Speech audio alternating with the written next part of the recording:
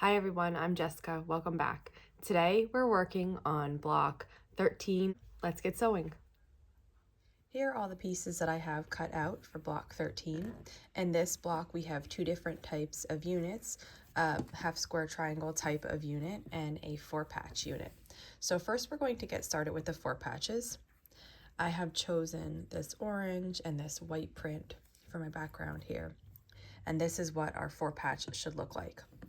So I'm just going to put the background piece on top of the orange piece and sew. And then I'm going to repeat that process for these last 2 squares here. And then I am going to, in these blocks, I'm going to press my seams to the orange. So I'm just finger pressing them that way.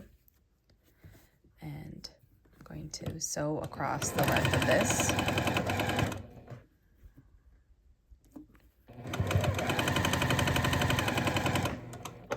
And here is the 4-patch.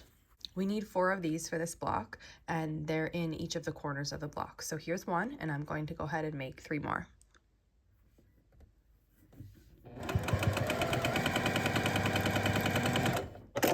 And here is my 4th one. So they all look exactly the same. Here they are.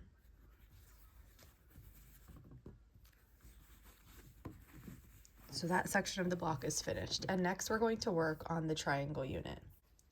To make this unit, we're going to take 1 large triangle and 1 small triangle from our background and a small triangle from one of our prints. And we're going to make a unit that looks like this. So the first step is to sew these together, and then the next step will be to sew them together like that. So I'm going to work on the 2 smaller triangles first. I'm putting one on top of the other, and I'm sewing with a 1/4 inch seam allowance. Now I'm just going to finger press this open and just get it to lay nicely, and then I'm going to trim this little overhang here.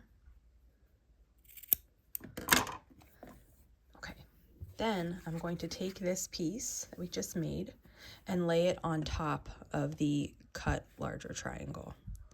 And when I'm doing this, I start matching at the point, and then I work outward towards the other points, just getting every bit to match up.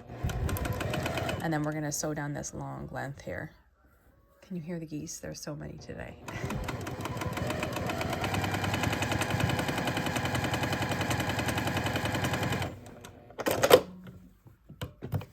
Oops, I got stuck. And here is what the triangle unit then looks like. And what we need to do then, the last bit here, these are made to size so they don't get trimmed with a ruler and a rotary cutter, but you do have to just trim away these little excess bits. And this is the section of our block. We need 4 of these, so I'm going to go ahead and make the rest. I have all 4 triangle units made. And now we're going to start assembling our block. We're all ready already. We're going to assemble this like a big 9-patch. So the first thing I'm going to do is grab a 4-patch. And when you're orienting these, you want the color to be angling towards the center. So just make sure that you're putting this in the right position. So I'm going to lay the triangle unit on top of the 4-patch unit and just sew these together. I'm just making sure my seams are laying correctly and everything is in line. Next, I'll take another triangle unit and my center, which matches these small triangles.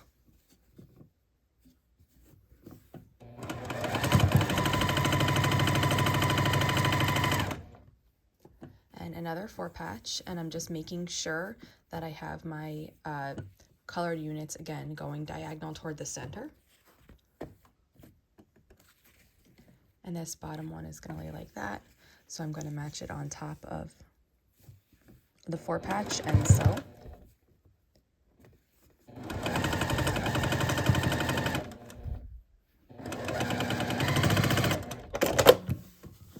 Okay. Almost there. We're adding the last column of the block. So I'm putting my other 4-patch here, making sure that the colors are oriented properly.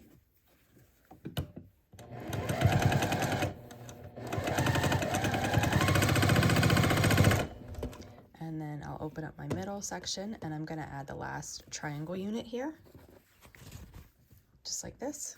And I'm going to flip it over and sew here.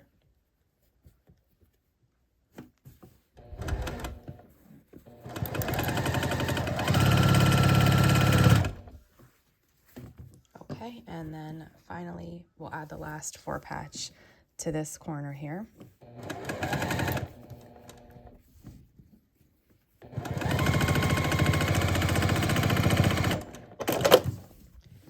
And then now I have my block sewn together, connected by these little threads that I did not clip, and we just need to finish the last 2 seams.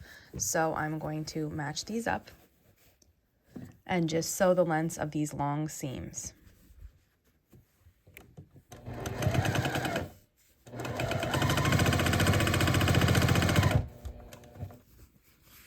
And here I'm just like, I'm tucking the seams in the direction that I want them to go based on just how my block feels and the way I think would make the most sense to have the seam laying.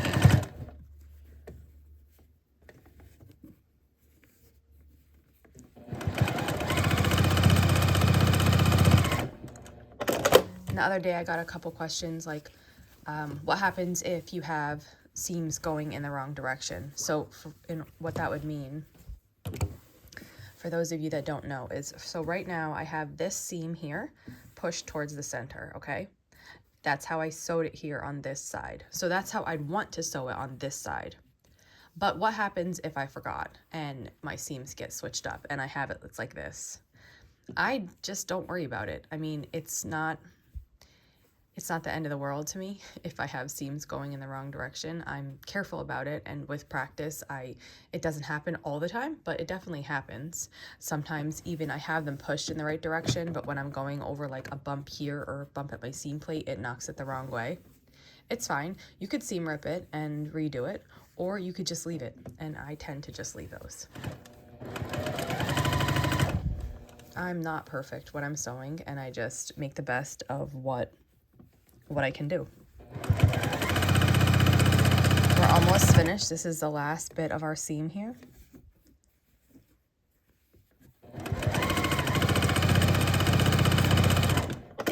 And here we go. This was a fun, quick block. We just need to press it and we're all finished. I have my block flipped over here at my pressing station. And just like I do with all my blocks, I'm gonna start on one of the sides. I have my Oliso mini iron here. And I love this mini iron. There's a lot of reasons why, but one of them is that it's just so light and easy to use.